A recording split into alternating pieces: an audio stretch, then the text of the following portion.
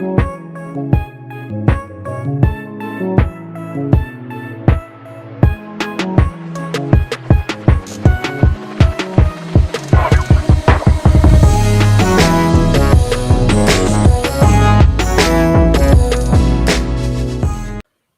to another episode of the No Ceilings Podcast. I am Tyler Metcalf, joined as always by Tyler Rucker. Rucker, we made it to 50 episodes. How are we doing?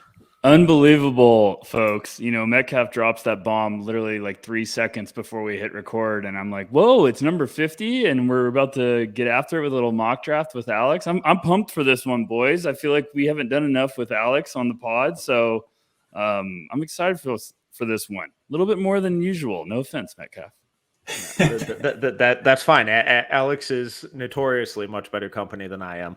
I feel like you guys need like a buffer between you two at some point, so we don't get like the old couple fighting in between picks here in the mock draft. Yeah, exactly. We need something a little bit new, but as listeners have heard, Alex, aka Draft Film School, is joining us, fellow No Ceilings member. Alex, how are you doing?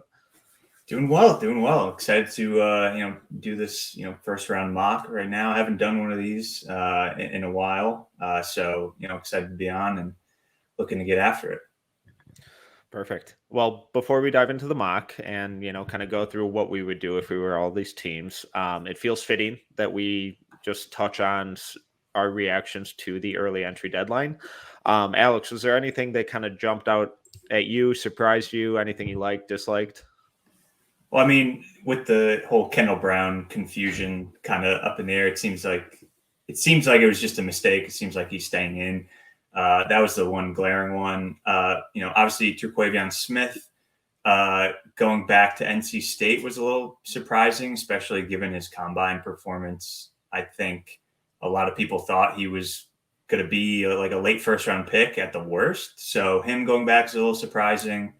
Outside of that, there weren't too many shockers. Like Kenneth Lofton Jr. staying in, I thought was a little bit of a shocker, but he had a good combine showing. But at the end of the day, I don't know where he goes in the draft or even if he gets drafted. So those are like the handful of guys that I think were kind of surprises to me, at least.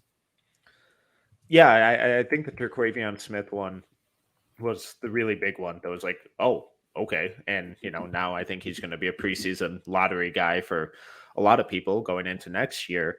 The other two that really jumped out at me were John Butler staying in. I was fully expecting him to go back to Florida State, just improve his body, and then come back after a huge sophomore season. And then Marcus Sasser going back to Houston. I really liked him in the second round. I think he probably would have been a first round guy if he would have been healthy this year, but that Houston team's looking like it's going to be a lot of fun next year. Rucker, was there anything that stood out to you? Yeah, Sasser was the big one that jumped out at me. I'm right there with you, Metcalf. I feel like we talked about him on one of our previous episodes because I thought the same thing. If he was healthy all year, he could have been a first rounder for sure. I just absolutely love how he plays the game, and it's going to be fun to see what he can do going back to Houston because I still thought there was a chance he would have been an early second round. Like some team would have jumped all over that. Terquavion going back definitely was one of those like, whoa, okay, like that's a little curveball. So excited to see what he does another year. The Kendall Brown thing, like Alex said, has been hilarious for the last hour. I feel like it's been like Draftgate where we're like, okay, who's lying here? But no, I mean, it's pretty much what you're expecting. Couple curveballs, nothing too crazy. After the Terquavion news, I feel like everything else has been like, okay, I get it. I am with you though, Metcalf, about John Butler. I was shocked when it said like he's standing. I was like, whoa, because he's got the size, but he's so skinny. Like he needs definitely some time to develop his body and strength. So it's going to be interesting. He's going to be another wild card maybe in that second round if someone doesn't, draft him earlier. All right, well, let's get into this mock draft. We're going to do full first round. I think order is we're going to go Rucker first, Alex second, and then I will go third. And let's do it based on what we would do if we were these teams. We'll get around to one where what we think will happen a little closer to the draft, but let's let our opinions rule the day. So, Rucker, the Orlando Magic, first up, who you got? I I'm in a weird spot, and I'm excited to talk this out with you guys because I know you just said, like, what would I do is what we're trying to do. Like, what would we do? And Chet's been my number one guy all year, but I'm a little just shocked at how much buzz Jabari's getting. And I'm starting to warm up to the idea of, the philosophy of the Magic taking him at number one. I get it. I get the upside on both sides of the ball. I understand maybe if they're loving what they've had last year with Wendell Carter and they're thinking maybe Jabari can play next to him and they got upside with their front court all of a sudden. I get it. So, I'm going to change it up. I am going to say Jabari is going to go number one to the Magic, even though I love Chet. I've had number one on my board all year, but I'm thinking this is going to happen. I hope my opinion changes a little bit. I'm a guy that watches the Vegas lines, and it's unbelievable. Like, Jabari is a heavy favorite right now. So I'm excited to hear what you guys think about this. Okay, so you're making your pick based on a little insider trading. Got it. No big deal. Come after me, the chalk. SEC. It's going chalk. Come on, man. No, I mean, but it's just I want to do it now because I basically want to talk to you guys because I value your opinions, and I want to, do we like it? Are we warming up to the idea if this does happen? And I've liked Jabari all year. He's been number two for me for 90% of the season. Mm-hmm. I would still just go Chet. I think Jabari's the easier fit, but I think Chet has some much higher upside. But he's been my one all year.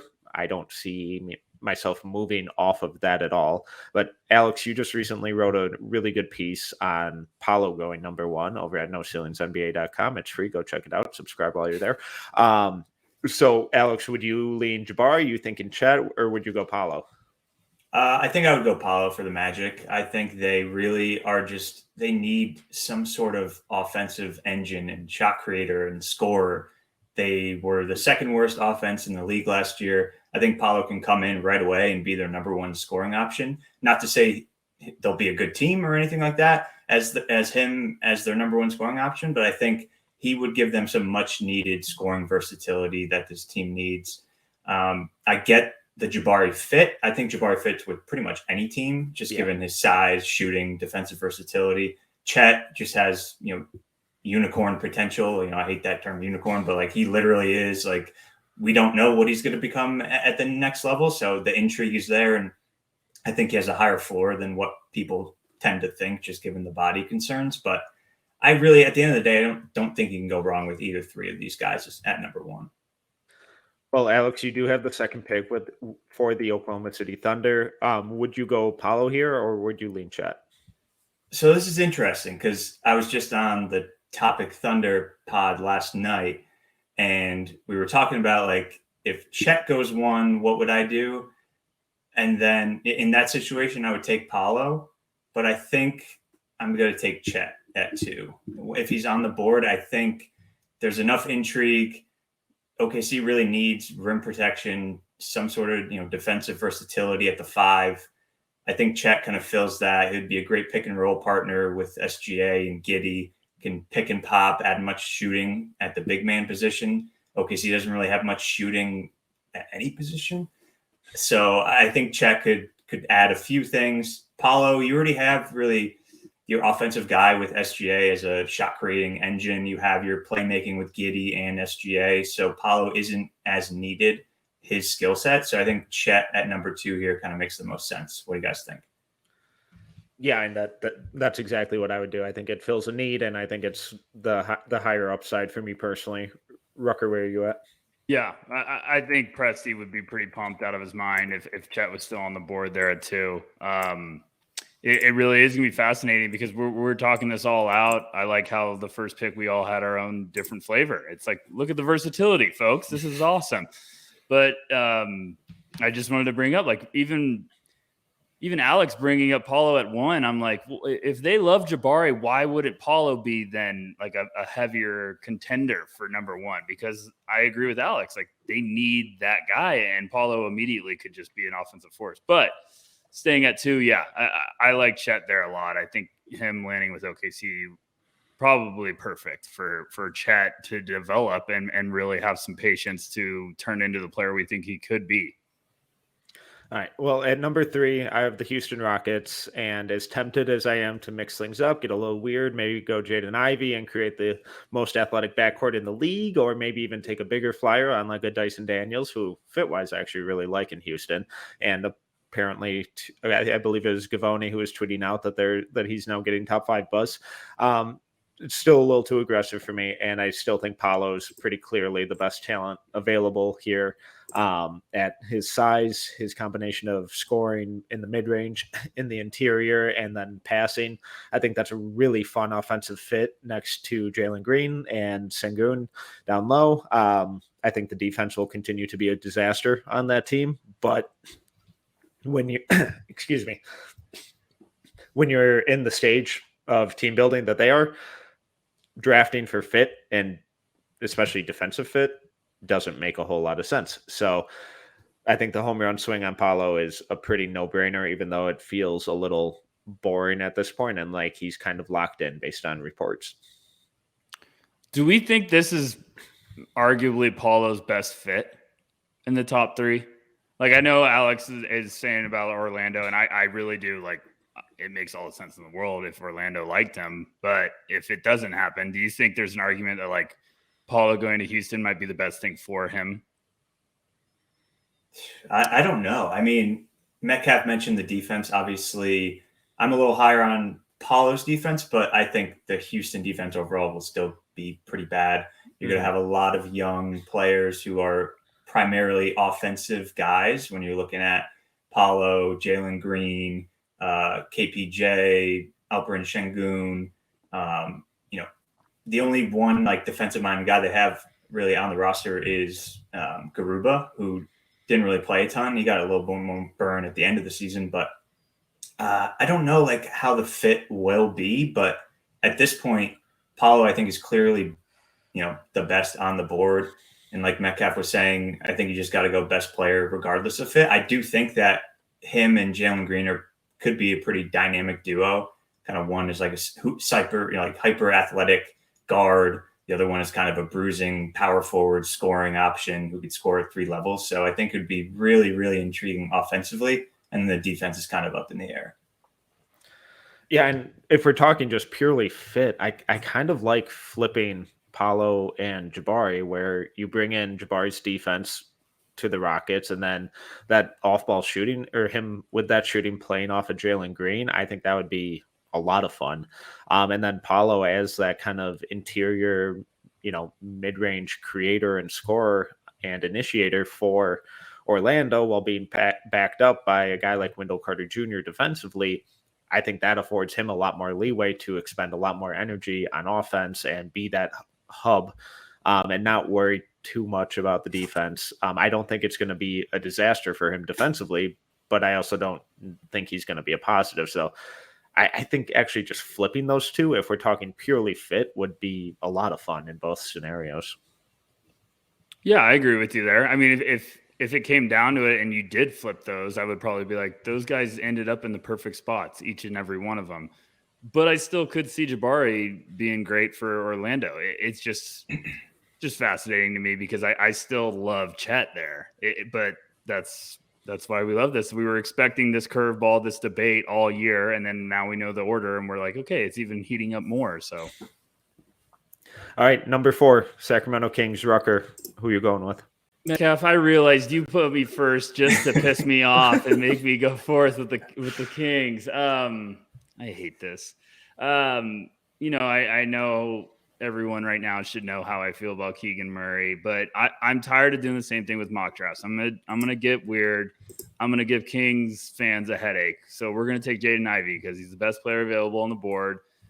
I don't know what they're gonna do with that backcourt, but I also think the Kings are in a spot where they just, if they believe Ivey's a potential star, they can't pass him up. And who knows what happens with De'Aaron Fox? Maybe they look to trade him. Maybe they just want to keep adding talent and upside. And I know Davion Mitchell showed really impressive strides the second half of the season.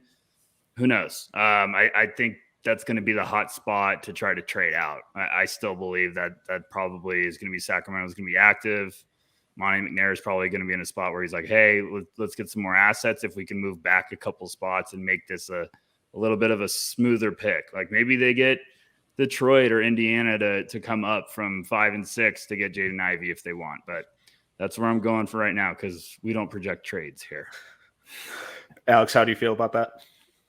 Well, as the person who's picking next, I'm upset because I wanted Jaden Ivey next to Cade, but no, I think you throw out fit still with the Kings and you take Jaden Ivey. I think the fit with Fox is obviously weird because they're both kind of these really fast guards who like to attack the rim. Neither of them are lights out shooters. I think Ivey's a better shooter. But at the end of the day, I think you just take him. I think he's clearly better than the rest of the guys on the board. And he's like, my top 4 is on a tier on its own. I have Jaden Ivey kind of in that top tier. I see him, like, I could see a case for him going 1, 2, or 3. The upside with him and his athleticism is just a real game changer. And getting him at 4, I think, is really good value in this draft. Yeah, and I've come around to not hating the fit as much as I initially did, and I think the reason for that is because I keep seeing all these arguments that Jaden Ivey has to have the ball to succeed, and I don't get that at all. That wasn't the role he played this year, and he succeeded quite a bit. Like the way this guy runs off screens, runs in transition, cuts, it's really effective, and his best shooting is as an off-ball guy. So yes, I think the bigger impact will come when he's on the ball because it's like that for everyone. But I think his off-ball effectiveness is really, really good. And I selfishly, I would love to see him in Detroit with Cade, but alas, Rucker is dashing our dreams. So yeah, we gotta shake it up. Alex, who are you countering with? Yeah, I'm gonna shake it up a little bit too. I feel like this might be a surprise pick. But I'm going to go Benedict Mathurin. Whoa, it is here we go. All right, the gates are open. Here we go, folks. Wow. So, love this. I love Cade, and I think he's going to be, a star. And if not next year, the year after. So I think you can draft for fit a little bit here. And I think Mathurin fits right next to Cade pretty nicely. He's a really good athlete. We see him, he's a great cutter off ball, great movement shooter around screens. He can attack closeouts off the weak side. I just think he's like the perfect fit right now. I would have taken Jaden Ivey who's on board, obviously, but, I'm looking at the options. I do like AJ Griffin a lot, but I think Mathurin is just a better plug and play guy. Keegan Murray, I don't know. I don't know like how he would fit overall with that team. I think I'd still go Mathurin over those 2 guys. Those are the 3 guys that I think are kind of in contention for me at this pick. But at the end of the day, I think, Detroit could be closer to contending than people think. Like if Cade takes that next step next year and they're in the play-in, it wouldn't really shock me. So getting a guy that from day 1 could probably be your starting shooting guard, I think is really valuable at pick 5. And I think him being like a 38% 3-point shooter off movement and just playing off of Cade would, pair pretty nicely in that offense. Rucker, you're the Arizona guy. You like that fit? Yeah, I actually do a lot. And I do think Detroit could shake things up like Alex is hinting, especially if the top 4 go in that order, because we see it every year with the draft, especially in the lottery. There's going to be a couple picks that are curveballs, like 1 or 2, and we're going to be all shocked. And I just like that fit. That is a good fit. I think Mathurin would be what they need with what Alex is hinting at, where he's tough. He can space the floor. He can get a bucket in a number of different ways. He's not afraid to go battle and try to extend possessions where it's, attacking the glass, hitting the boards. I just think that could be a bit of a wild card where it's always like, okay, that's really where things could start getting interesting. And a name I also thought of is like, what if could Dyson Daniels make some sense there? Like, I'm just saying, like, they could go a number of different directions. We've all been projecting like, oh, it's AJ Griffin or it's got to be Shaedon Sharpe there. And maybe, Weaver's not afraid to go a different route, and Matherin would be a really nice fit. And I agree with Alex. I think it would not shock me if Detroit really hits the gears and is rolling next year and makes that play-in tournament. All right. At number 6, I have the Indiana Pacers, and this is a team that needs some fun, some athleticism, and I think this roster is going to look very different this time next year. And I don't think they're going to necessarily do a whole lot of winning this year. So I'm going to take a big home run swing and go with Shaedon Sharpe and take the offensive upside, the athleticism. I buy the shooting long term.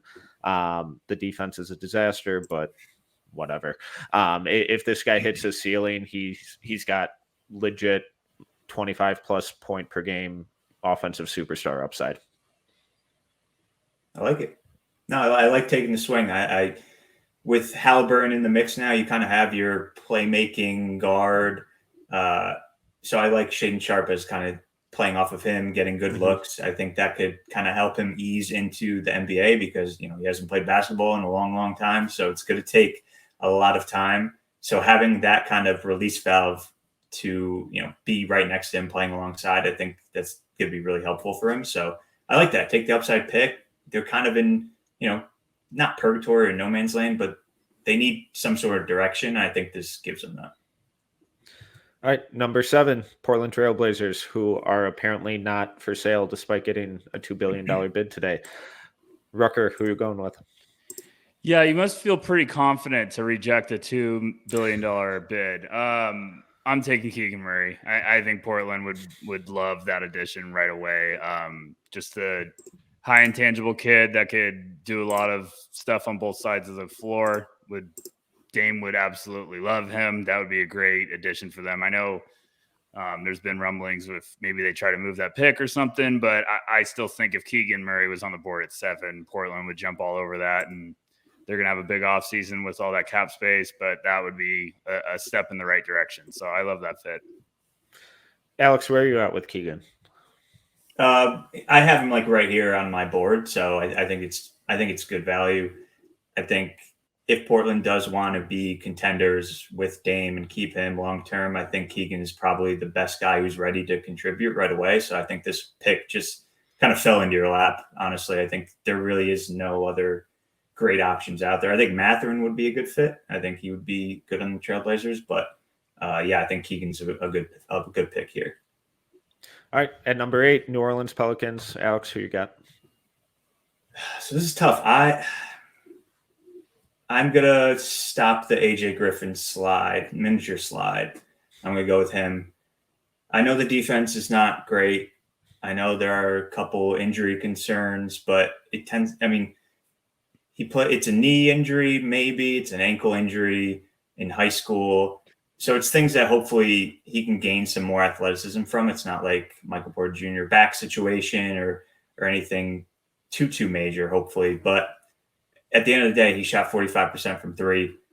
I think he's a better athlete than what he was able to show at Duke this year.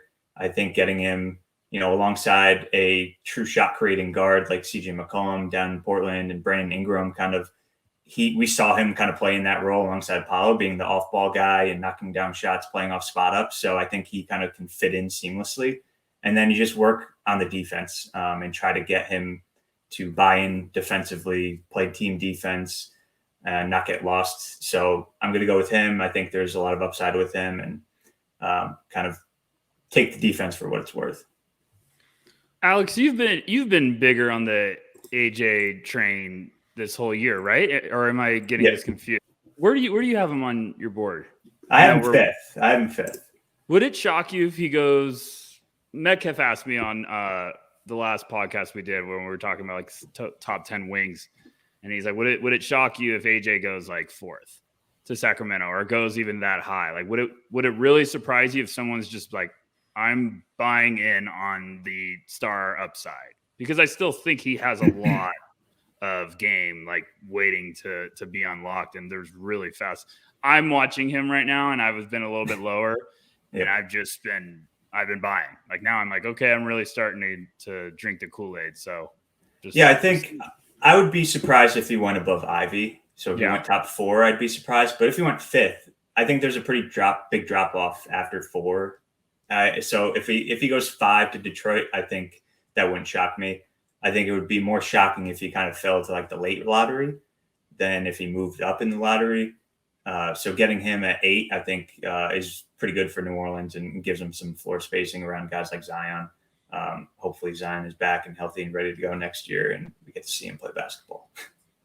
Because he's wild. I feel like AJ could go 5 to 11, and it wouldn't like really shock me. But I'm like you. If he went late lottery, I'd be really surprised.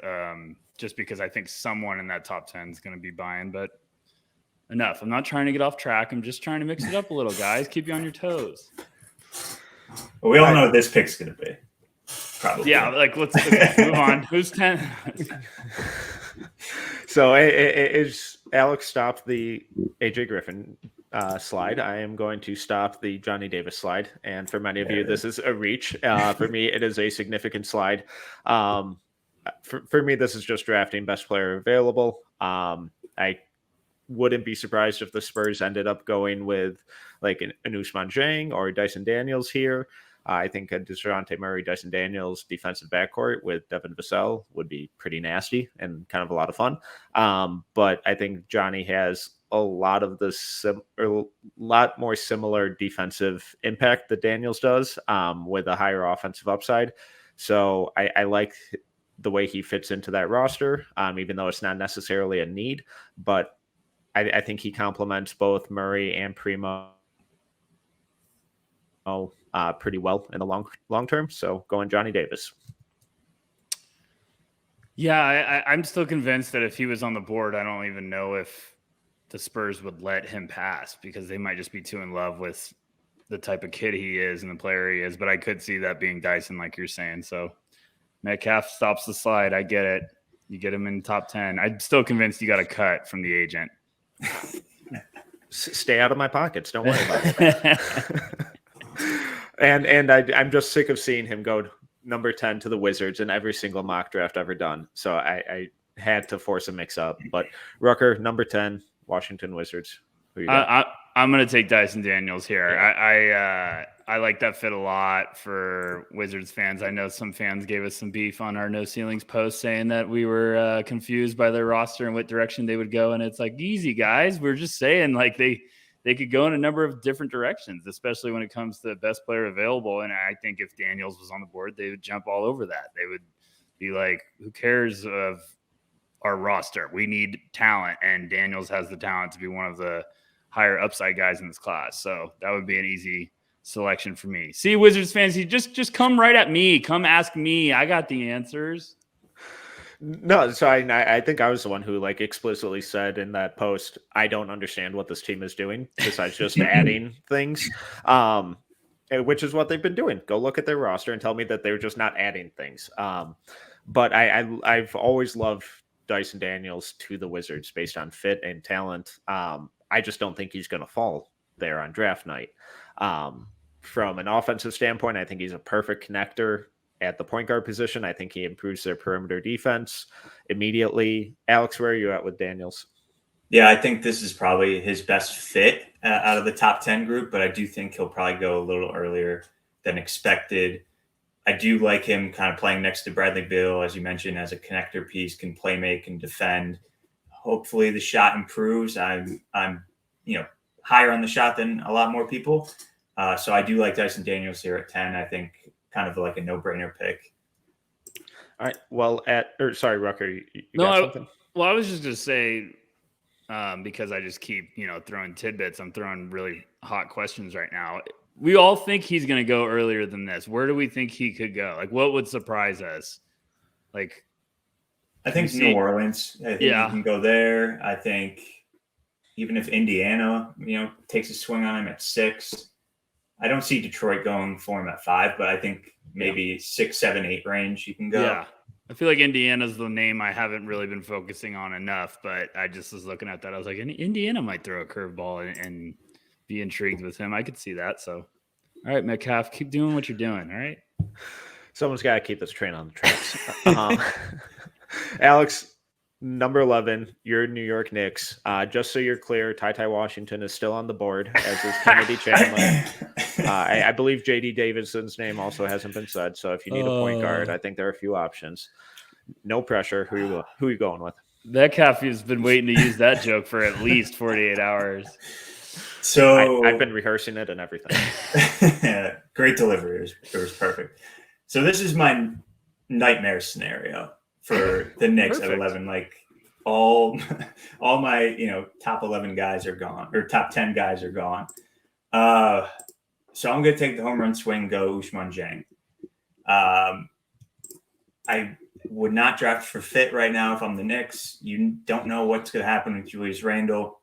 If they trade Randle, then what does this team look like next year? What do they get back for Randle? So there's just a lot of things up in the air. So I'm going to go with the highest upside guy right now, who is, Dieng is just very intriguing. 6'10", playmaking, guard, wing, forward. Really came on at the end of, the NBL season this year. I think he can shoot the ball or shoot it enough. And I really like his passing, playmaking. He definitely needs to bulk up and work on his finishing. That's kind of the biggest red flag for him. But at the end of the day, I think right now, the way the draft fell at 11, I think you just take the highest upside guy, and that's Dieng. Rucker, we've both talked about our complete 180 that we've done on Dieng. Fit-wise, home run swing-wise, just best player available. How do you feel about that? It's a name we haven't really connected to the Knicks a whole lot, which is, I love doing mocks like this because it's like educate all of ourselves about what could happen, what could be the curveball, like prepare for doomsday, and it's like Alex said, you look at the board and it'd be like, okay, the Knicks would be in a tough spot. This would be the perfect nightmare, like Alex is saying, because you'd be like, oh man, what direction do we go in? Last draft they traded back a couple times. Maybe they would try to do that, get a couple additional assets, but I still think that would be a really fun piece because it's like Alex saying, like that is a upside swing, but you don't know what this roster is going to look like. Randall is definitely the elephant in the room. They got to figure out if they're going to keep him there or try to see if they can get someone to buy on acquiring him. But Dieng there makes some sense to me. I would get excited about that if I was a Knicks fan. They could go Malachi Branham there. They could go Mark Williams, but I like it. I like changing it up a little bit. So, Alex is smart. What a shocker. It's so annoying. Man, God. Well, I got the glasses on, so people... Yeah, he put the glasses on. Trick everyone. They're like superpowers, basically Superman, like Clark Kent. All right, at number 12, I have the Thunder, who previously took Chet Holmgren. I'm super tempted to go Jalen Duren or Mark Williams and just the weirdness and just absurd rim protection that would create. But I think I'm going to go down a spot in the rotation and go with Jeremy Sohan. I think the versatility with this guy, I think, is really impressive. And if the shot ever comes around, then I think he's going to be incredible. But even if it doesn't, I still think that he moves well enough without the ball, is a good enough passer, is active enough with screening and relocating, that he's not going to be this total negative on offense. And then just the defensive versatility, both on and off ball, I think it will be really impressive, especially when you pair him with Chet Holmgren. I like it. I think you got your 4 and 5 of the future defensively, and I think he's got a little more to his offensive game to unlock. Obviously the shooting, but yeah, I know I like it. I think this is a solid pick. I would go Sohan over the two centers. Yeah. If they end up going Chet with number 2. Yeah, I like that fit a lot. I mean, that is a Sam Presti special. He would leave with 2 defensive, just upside monsters. And like Alex is saying, there's your 5 and 4. Now you have a real core to continue building off of, and like Sohan, Holmgren, and Giddey with their playmaking, and that would be fun. I mean, yeah, Thunder fans should get on board with that combination, because that also could be. It's just funny because doing all these mocks, like that is another guy that he could go there or he could go 6th, and I would be like, that's how this draft is shaping up. It's going to be wild. There's going to be some fireworks. I'm on the board, huh? Real quick, I want to get your guys' No. thoughts on Sohan's shot. I'll just mute you. It's fine. You couldn't if you tried. No, go ahead. Where are you at with his jumper? Because I've seen a lot of very different views on it. Alex, go ahead. I think he's got. So I'm not like a mechanics guru or anything like that, but I will say I don't know how good of touch that he has. The free throw percentage was in the 50s, I think. So that's not a great indicator.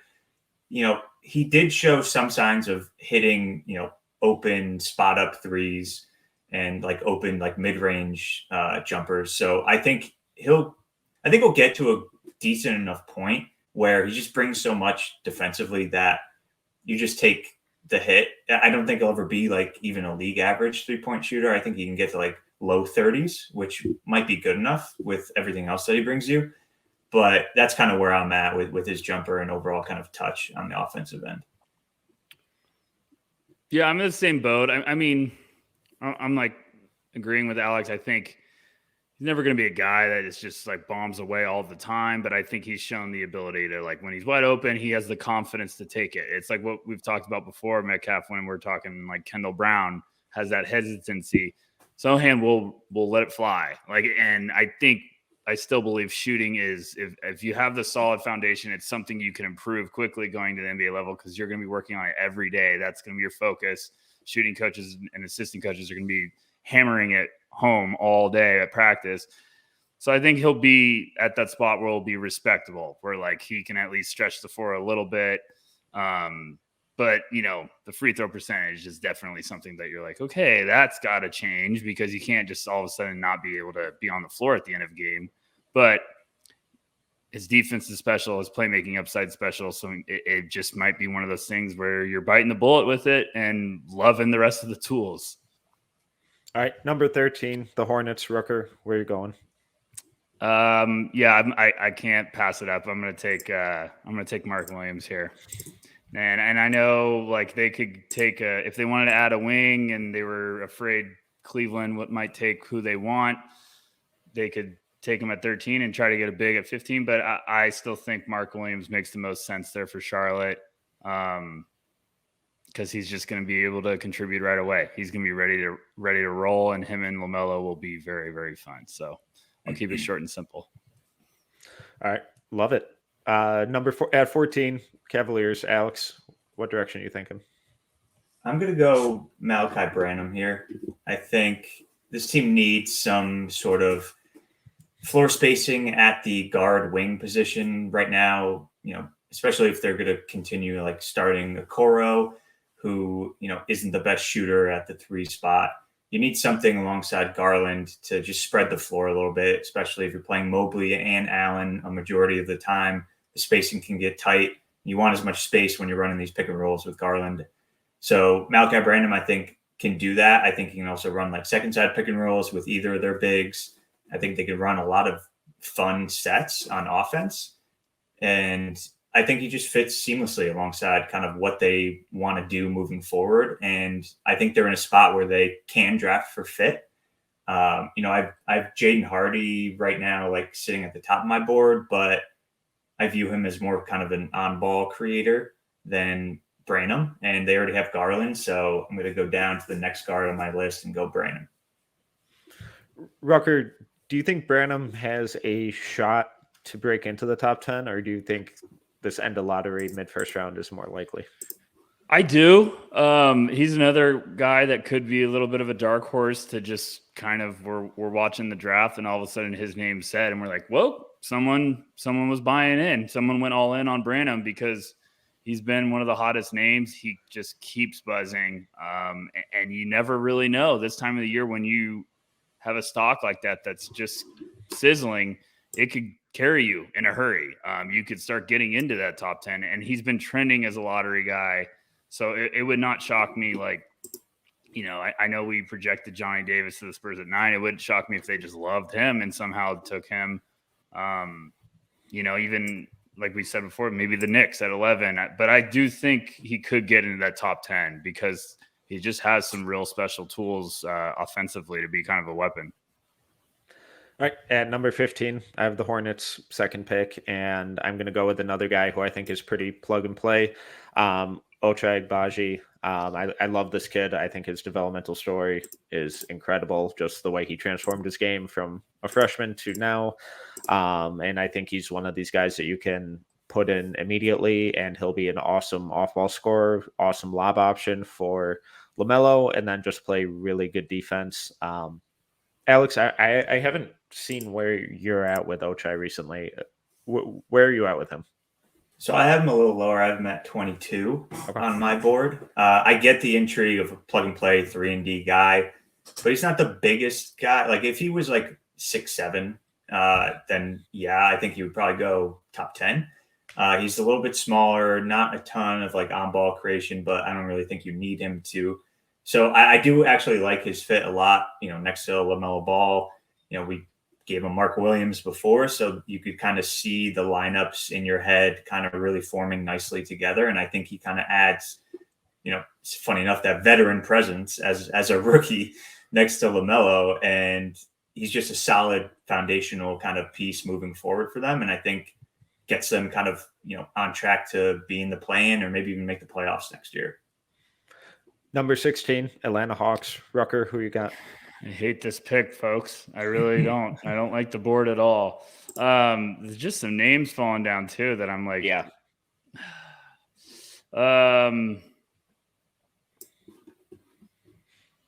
It's ugly, but I'm gonna take Tari Eason here. I know they took Jalen Johnson last year. I understand every Hawks fan pointing me out and saying that, but I do think Eason. The Hawks have a lot of talent and they got a lot of offense, but they need to get some guys with some defensive versatility. And I really do think like Eason has the talent to be a really, really nice weapon. Like I think teams need that versatile defender. Like when you have plenty of offensive firepower, you need that guy that doesn't need to get a bunch of buckets and he can just lock in. And we've seen Eason can do some special things in limited minutes. He was coming off the bench for LSU this year. He put up crazy numbers in limited minutes. So I think with how the board's looking right there, that's probably the direction I'd lean. I know I'm not in love with it, but I do think that just could be a spot where they go with it. Eason seems to be one of these guys where people are either all in and have him in the top 10 or just really skeptical and have him like in the 20s. Alex, what are your kind of views on Eason's game? I like Eason a lot. I think he brings a lot of defensive energy, transition, getting out, grab and go ability. I think he has some on-ball game on offense to unlock at the wing forward position. That's pretty rare. I am a little worried about kind of his touch overall and shooting, but I think the shooting will get there to a respectable level, at least, playing off a guy like Trae Young, where defenses are going to sag off and go to him a lot. I think he'll get open looks, be able to attack closeouts. So I actually do like the fit quite a bit, and he brings some, much needed defensive versatility to Atlanta and kind of fits with, alongside their other big men on the roster with Kongwu and Capella if he stays. So I think he can get minutes right away, and I think he can contribute. Well, at number 17, the Houston Rockets. Alex, who are you going with? So we gave Paulo earlier. They just drafted Şengün and Garuba last year, so why not add another big? I'm gonna go Jalen Duren. I'm gonna just stop the Duren slide. I think he has a better chance of being kind of like a fun, like foundational big man rim protector than the other two centers that they drafted or big men that they drafted recently. So you pair him with Paulo. I think, we saw what Paulo, played with Mark Williams last year, who is very similar to what Jalen Duren brings you on defense and on offense. So I think he'd be used to playing with a guy like that. And I think he gives them some much needed rim protection because I don't think they're getting it out of anybody else. And we haven't even mentioned Christian Wood yet. So just very loaded front court for them. But, I think Christian Wood is probably going to get traded at some point. And, I don't know if they're going to fully be invested in Garuba moving forward. So I think Duren here is, an upside swing, but also can kind of fit a need as kind of a true rim protector. So I would be pretty stunned if Duren ends up falling this far on draft night. So Rucker, as we're going through this exercise, why is he falling so far? I think it's really important for everyone listening to understand that there's always a guy that falls. And I could see Duren going top 10 easily because we've talked about this before. Like front offices drool over guys that are athletic bigs with size, that are freak of nature, specimens. And Duren's probably going to get someone foaming at the mouth for a front office. But, if he went early, some other name might fall. Like it's just, there's always a guy that slips through the cracks. And Duren's young. He's raw. He's going to need time to really develop. He's going to need a patient organization. Like he's going to be 18 years old when he plays his first NBA game. This is insane. Like he is going to be a project. So do I think he's going to go 17th actually on draft night? Probably not. He's probably going to go earlier because he also, if he was falling, someone might trade up. Someone might be like, hey, we can go get a guy we thought we had no shot at. But like I said, if it's not Duren, somebody else on the board could be falling. You just really, really never know. And this is why I think it's important to do these kind of different mock drafts with different looks and players going places, because things could get crazy this year, especially this class. All right. At number 18, the Chicago Bulls, I was about to pounce all over Duren. I would have loved that for them. But I'm going to go with a guy that, Rucker, I actually kind of threw this question at you our last episode, and I'm going to go with Jaden Hardy. I think that I really like him as an off-ball scorer. I think he'll play really nicely off of DeRozan and Lonzo, and then Lonzo's and Caruso's defense will compensate for him, and then it makes Kobe White a little bit more expendable, who's never really found his stride in Chicago. Rucker, you've been, the quote-unquote Jaden Hardy guy at No Ceilings all season. How do you feel about that fit? Yeah, I think that we hinted on it last episode. This is where the range could get really interesting if he's still on the board. It wouldn't shock me if he somehow goes earlier than this, even with all of the buzz that he might go way later. I still think someone's going to be buying in on the upside. And in Chicago, he could just be a lethal weapon off the bench in the rotation, just a floor spacer that plays off the ball. Alex, you were hinting earlier that you're a little high on Jaden Hardy too. Do I have a new favorite person at No Ceilings? What's going on? Yeah, I'm back in with Jaden Hardy as kind of like a fringe lottery guy. So I was never really a Jaden Hardy guy, even coming into the year. I thought he was just kind of this inefficient, chucker. But I really, really liked his second half of the year Ignite tape. I thought the playmaking really popped. The shot started going a little more. He was a little more comfortable. He was getting to the rim. The finishing still needs work, but at least he was getting there.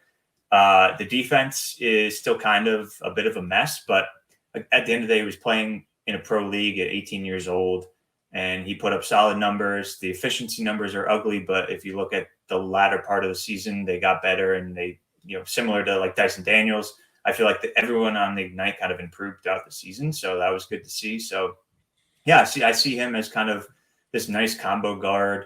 And I think, him going in this spot, I think is pretty fair. I think he's definitely a top 20 guy. So him going, what are we at, 18 now, 17, wherever we are, I think this would be kind of a good pick right here for him to land. At number 19, the Minnesota Timberwolves. Rucker, don't fuck it up. No, I'm so pumped with Alex's little spiel right there. I was wondering if we could just have him re-say that all over again, word for word, because that was just beautiful. I'm happy now. This is the best podcast we've ever done.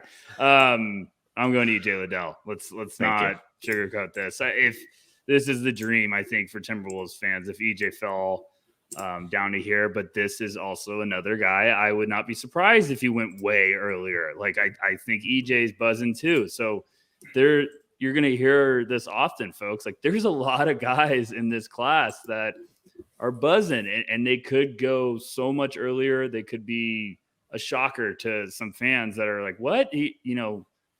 Some big board had him at 23. How did he go 14th? Like, it's just a crazy year. It's going to be awesome. But in Minnesota, I love that fit the most for Liddell. I think that would just be awesome because he's a little undersized for a power forward, but he makes up for it with basketball IQ, feel. He's a lethal shot blocker, and he can really shoot it from outside. So it would just be a great get for the Timberwolves. Yeah, I absolutely love that fit. I think he's going to be one of these guys that's basically plug and play too. And I think the shooting improvement he showed this year was really legitimate. I know he still shoots kind of a flat ball, but it was on pretty good volume. And as a spot up guy, as a pick and pop guy, I think he's a really good screener. And then, yeah, he's a little undersized, but he plays so much bigger than he's listed. He's so stinking strong, really good vertical, great instincts and discipline on shot blocking. So, in terms of, even just based on talent and like best player available, he's not that far off at the spot for me right now. And then I'm fit. It's just ideal. So I thank you, Rucker. You're welcome. You didn't screw it up. You're allowed back for next episode. It's like Cinderella getting the glass slipper. That's how perfect it'd be. I'm here all night. Thanks, guys. All right. At number 20, the San Antonio Spurs. Alex, who you got? So we gave them Johnny Davis earlier. So, I think they're pretty much, they have a bunch of different guards in the stable. I'm going to go, this might be another wild card pick. I'm going to go Jake LaRavia out of Wake Forest. I think he's just, you talk about everything we just said about E.G. Liddell. I think it's pretty similar story with Jake LaRavia. Not superior athletes. They're both pretty good shooters. They just do the right things. They're in the right spots defensively. They give effort. I think the versatility that he showed at Wake Forest, he was guarding guys like Paulo. He was guarding, switching out on the perimeter. He's a little slow feet, and I think he'll probably get burned if he's doing that in the NBA. But I do think that he's strong enough to kind of hold his own down low and kind of guard, fours and, threes, some of the bigger threes. So I really like his just offensive and defensive versatility and what he brings. And it just seems like the kind of guy that the Spurs will just bring in and kind of make this like elite role player out of. Rucker, where are you with LaRavia? I just think teams are going to be, that's where you get to the range of the draft, like that 20 to 30, that if you could get a guy that checks a lot of boxes where he could come in and contribute with just being a smart player, like giving you a boost in your rotation with some upside still. And I like LaRavia, the way he plays the game. I think he's, like Alex said, like he's not going to wow you with his athleticism, but he's a gamer. He's a grinder. He's going to work. He's going to do everything he can to help the team be better. I just really like him. I think that's the range. Like he's been a popular name. We think he maybe has the promise because he shut down early at the combine after, impressing. So yeah, I think that's the range where some people might think that's a little rich, but if you're getting intangibles and a guy that's just going to help you push the needle forward, like I think that's a good pick. All right. At number 21, the Denver Nuggets. Really torn here. A couple different ways I could have gone, but I'm going to take a home run swing on a wing and hope that kind of culture irons out a lot of his bad habits. And I'm going to go with Bryce McGowan's. Wow. Okay. I feel like you're slowly buying a little bit more Bryce McGowan's stock, like maybe some insider trading. You're just like sort of like going behind the scenes because I feel like you're drinking a little bit more Kool-Aid each day or each time we do a pod. So I have him 27 on my Okay. board, but in terms of just absolute home run swings, I think he's probably the best available in this class. I don't think there's really a middle road outcome for him. I wouldn't shock me if he's a 20 to 25 point per game scorer at his peak. It also wouldn't completely shock me if he kind of struggles to get a second contract because the shot selection never improves, the outside shot never falls, and the defense never improves. So I think he's kind of risky, but I like that he's going pro this year because I think a lot of those bad habits would have just gotten a lot worse with another year at Nebraska. Sort of like that fit with Denver too. We haven't really ever connected those two. And I kind of like the idea of him and Bones off the bench might be a really nice little surge of weaponry. So, okay, Metcalf, I see you working. All right, at number 22, Grizzlies. Rucker, who you got? I'm going to take one of my favorite guys that I still think could go a lot higher than this. I'm going to take Dalen Terry for the Grizzlies. I absolutely love that pick. I think it's going to, I made it. So I love that's so smart. I made it. So it's a good pick.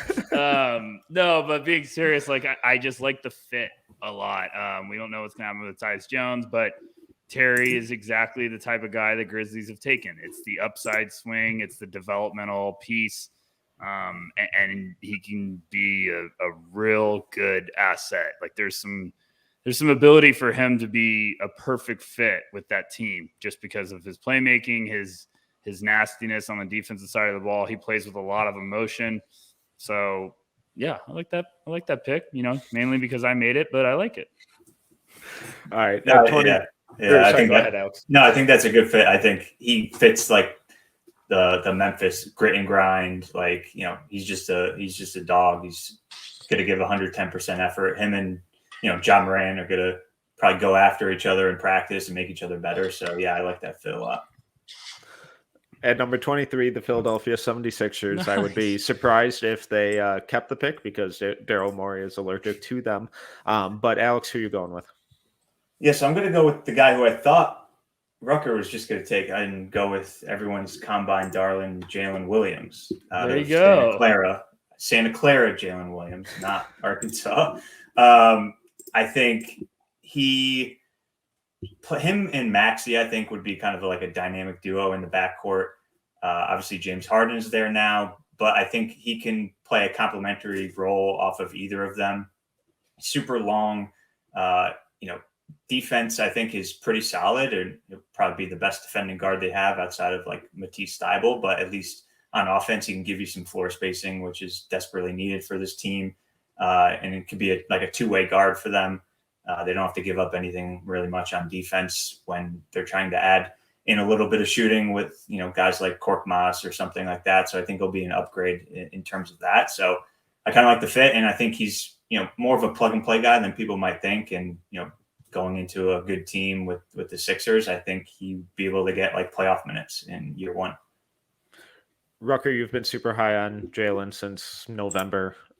How do you like that fit for him? Well, first of all, I'm proud of you for having the curveball of being ready with the Sixers being there. I thought you were going to say the Nets. I was going to jump all over you. So I'm proud of my co-host. It's like we haven't done 50 episodes. Well, you're just always prepared, and I always underestimate you. So I'm sorry. That's my bad.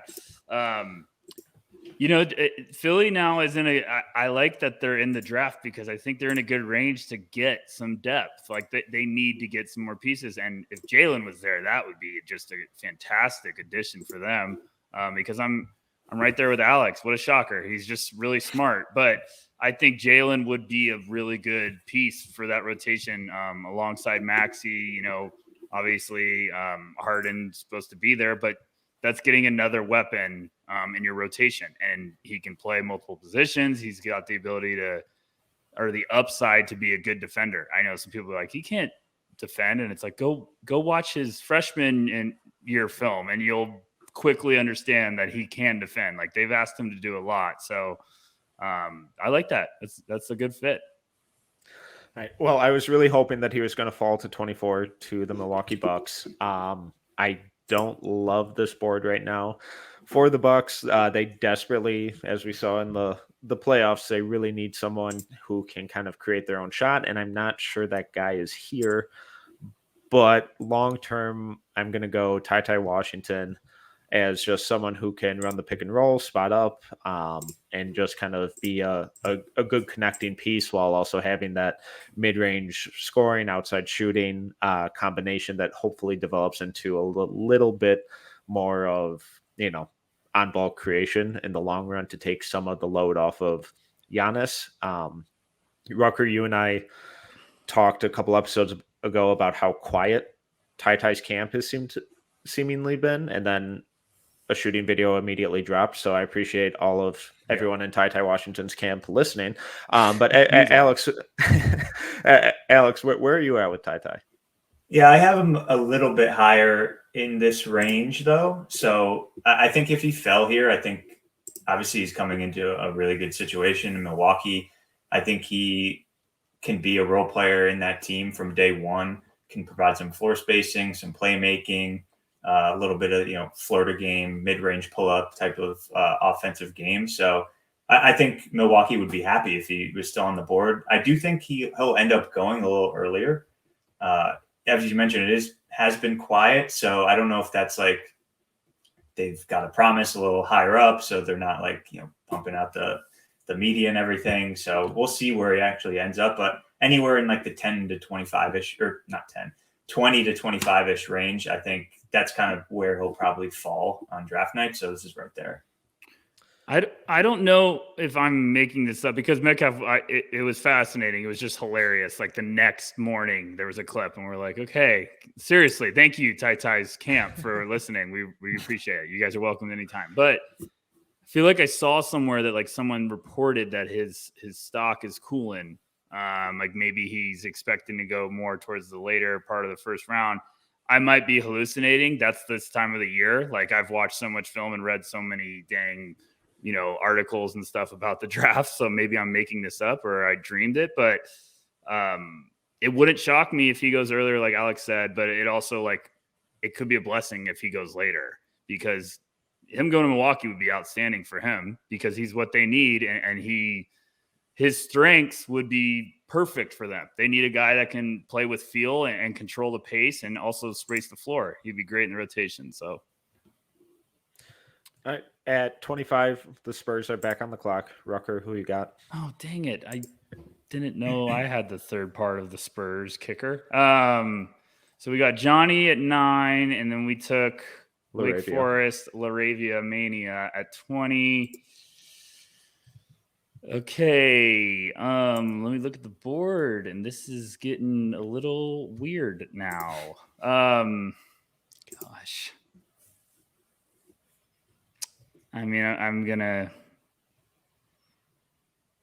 Oh, this is gross. I'm gonna do it. I can't stop doing this. I'm gonna take Patrick Baldwin Jr. here. I don't know other direction they would go. Like that's the upside. That's the value. That's the swing. I mean, I could bring up 5 other names, but the problem with the Spurs is like I would love Max Christie here, but are they gonna have 19 guards on the roster? What's gonna happen? So I'm gonna take Patrick Baldwin Jr. I'm still fascinated. I think we all are to see what happens with him on draft night. Is he really going to slip to the second round? I still think some front office is going to say like, enough's enough. If he's in the 20s, they're going to be like, we've seen this kid from high school. We've seen him overseas. He had a nightmare year. I mean, we saw last year Zaire Williams had one of the ugliest college seasons in terms of like efficiency, and he goes 10. So I still think someone's going to buy on Patrick Baldwin. Alex, are you selling all your PBJ stock? Have you just thrown it all out, or are you kind of sweeping up the penny stocks? I have my 24, so I'm holding strong on that late first round grade with him, and I think him falling to the Spurs would be great. They'll hold him accountable. They'll help develop him. I think if he would fall into a great situation, and I think it's something that he needs. And just get his confidence back. I think he had like ankle injuries all last year too. So just get healthy, get back to that shooter that you were in high school and being a knockdown guy. And I think on the Spurs, he will be able to get some minutes. And even if he has to play in the G League a little bit just to regain his confidence and coming back from a weird year at Milwaukee, I think this is a really, really good landing spot for him. And I think the Spurs would be happy getting kind of a developmental project with him, and who was seen as like a top 5 guy coming into the year, and getting him at 25, I think would be huge. All right. At 26, Dallas Mavericks. Alex, who are you going with? I have no idea. So there's news today that the Knicks hired Jalen Brunson's dad to be an assistant coach. So his future with the Mavs kind of up in there. Yeah. Well, no, they like his coaching a lot. Yeah. So will Luka need like another ball handler next to him to kind of ease, the burden, especially during the regular season? Ideally, you want that guy to be able to shoot a little bit. Man, I don't want to do it, but I'm gonna go with Jan Montero. Whoa. I'm buying enough of him as a playmaker and being able to knock down open shots off Luka enough that I'm going to take him because I don't like anyone else on the board right now. Like Blake Wesley, I don't buy his shooting at all right now. Like Kendall Brown, Kennedy Chandler, I'm not sure. So I'm going to go with him. I'm stunned, Rucker. I need you to talk. Well, I still have 27th on my board. I'm still holding stock in him. Wow. No, I mean, I take back everything I said about you being smart. So, okay. Well, no, this is good. We needed this, Metcalf. So everyone listening, buckle down. We needed this. Okay. All right. We need a little bit more. You got to talk to us about Jan because me and Metcalf have been public about we have him very low. Where are you, Metcalf? Where do you have him? I have him at 42. Yeah, I'm even lower, 52. Oh, wow. Okay. So I have a bunch of capital that I want to use on stocks. Give me to buy on Jan Montero. All right. So watch the international tape and throw out the overtime elite tape. I will say that is the only thing that's keeping me holding on. I agree. Okay. So he was actually like a pretty decent defender at the international level. Like he was really disruptive, has really active hands, gets a ton of steals, showed actual effort on defense. I think the overtime elite situation is just like, it was just playing like AAU again. So it was kind of like a reset year for him. I think he's a better shooter. His shot selection will need to change, no doubt about that. But playing alongside Luka, he's not going to have those amazing, like a million like on-ball reps for him to take all those stupid shots. So him knocking down spot-up shots off of Luka, I think he'll be able to do that, no problem. Yeah. And I think just overall, like it's just really how the board kind of shaped out. Like I could have gone like a wing shooter, but I feel like they have a couple guys already in the fold. I'm not sure how many minutes that they would get. Obviously if they keep Brunson, then I probably wouldn't have gone this route at all. I probably would have taken like Proshida or something. But go for the swing, Then I think Dallas likes some international guys. So got to have some international guys in the fold here late in the first. Yeah. I mean, the thing with Dallas is they've always had such a good history with international scouting. They usually have like a very strong international department. I haven't stayed up this year with their names. I'm trying to do it while talking, but there's too many names to look at because I just pull up the media guide and there's 900 names. So I'm not going to go through this. But if they're buying Montero, then that's going to be the spot where they might just jump all over him. It wouldn't surprise me because that would be very telling. But I agree with Alex when it's like you watch the international tape and then you watch the overtime, it's two different worlds. Like the international one, you get excited because he makes some passes that I'm like, my goodness, like how you fit, like that's tight of a window and he's throwing them before the guys are even turning their heads, like his teammates. So he has that vision. Well, it'll be interesting. Dang it. Now, Alex, I got to watch Montero international film tonight after the finals. Thank you, Instat. Yeah, thank you, Instat. Shout out Instat. Oh, that threw me for a curve. That's why I'm here, Yeah. Can't be doing boring mods. I love it. No, I do like it because we've needed to talk about Montero, so this is perfect. Wow. Okay. Should we just end it? No. Yeah, so that's all, folks. No, so I'm going to keep it a little weird at 27 with the Miami Heat. I'm going to get on my conspiracy corner. and go Caleb Houston. What are we doing here? Oh! We're all over the place. No, come back to Oh, reality. no. What happened? Did Space Jam? Did the aliens take our talent? What's going on? No, so I'm on conspiracy corner here, and I think Juwan Howard is using his Miami connections to get his guy who underperformed a promise with a team that he has a lot of ties to, and sold them on the basketball IQ, it just being a down year for his shooting. I like the intel. And Caleb has shut everything down. Like, we thought Ty was quiet. There's even less on Caleb. There's no videos. There's no leaks. He didn't even do like a big announcement, at least that I saw, that he was staying in the draft. He's just kind of going through the motions, and he just kind of announced that he was in the draft early and was planning on staying in the draft really early. So I think he has a first round promise. I'm not sure that he did enough to necessarily deserve one with his play at Michigan this year. I'm still holding a little bit of stock on him, but yeah, I'm going conspiracy theory here. Would you stop it with the insider trading? I'm worried that the feds are going to come after you. Well, if you'd stop bringing it up.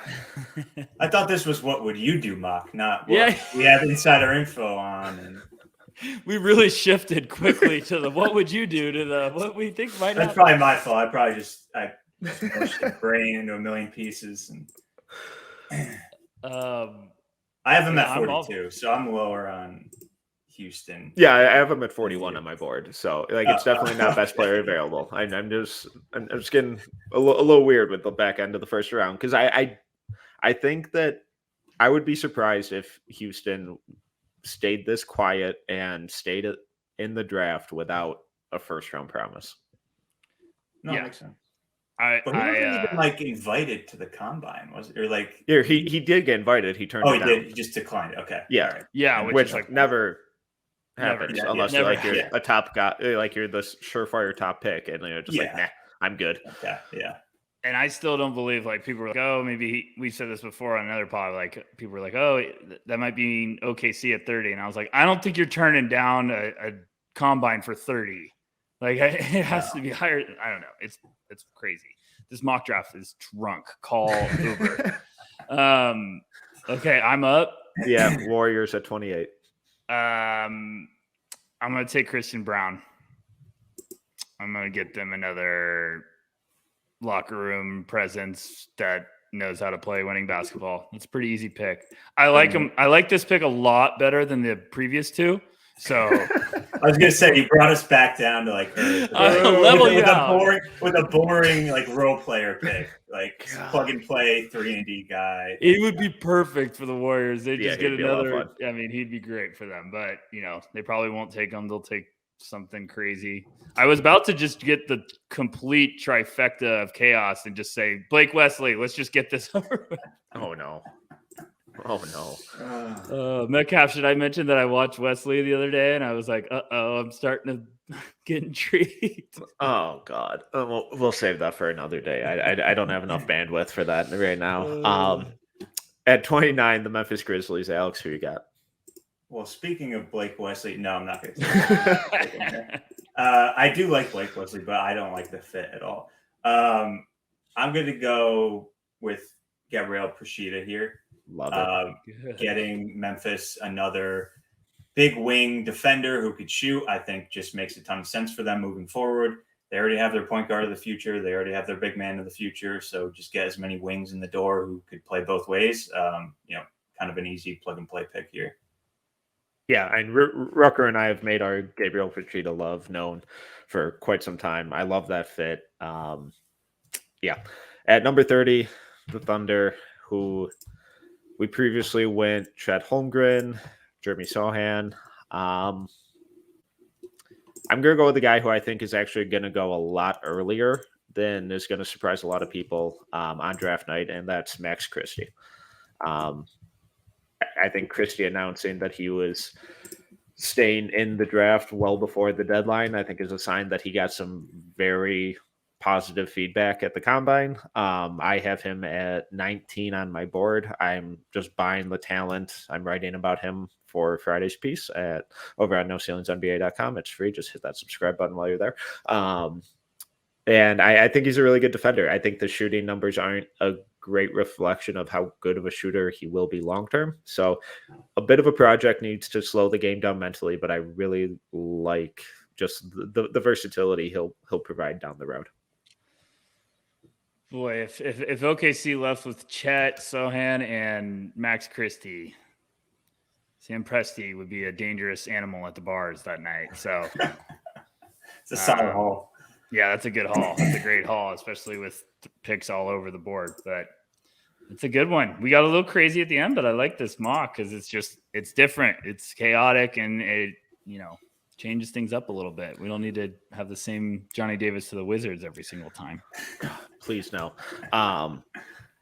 Before we sign off, were there any surprises for you guys? Names that we didn't mention, names that fell farther than you think they should have or will on draft night?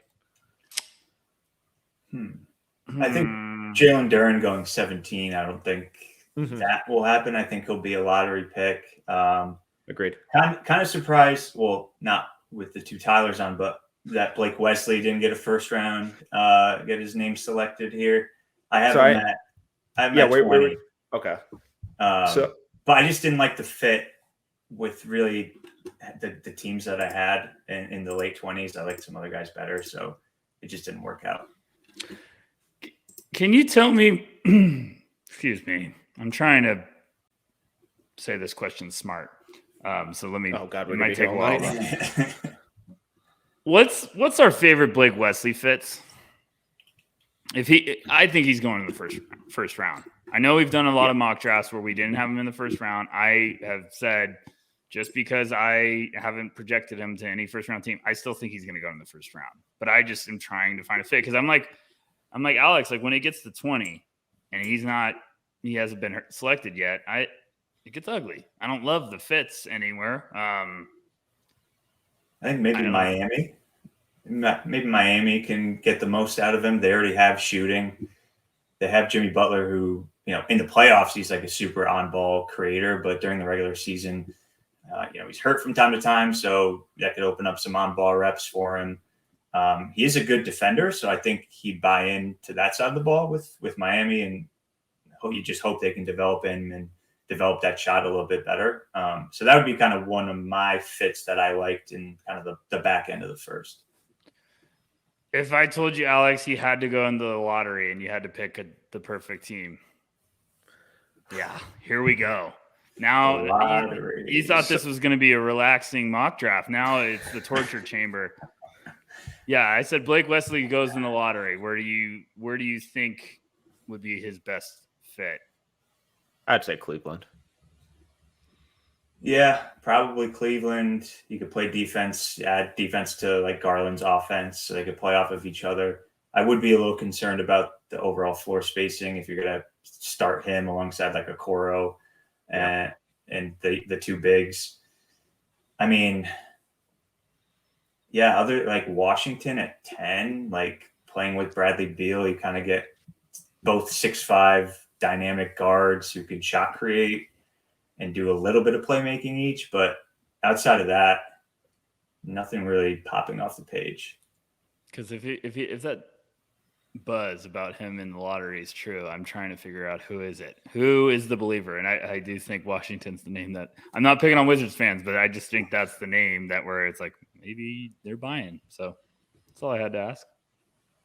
All right. Anything else, guys? No. Thoughts, burning questions? Can we get a game one prediction from Rucker in the finals for his Celtics? I like Boston tonight. I do not like them in game two. There you go. Okay. I think Boston will be pumped up, fired up. I also am just horrified of Curry hitting his first three shots. But I think Boston's road was really brutal to get there.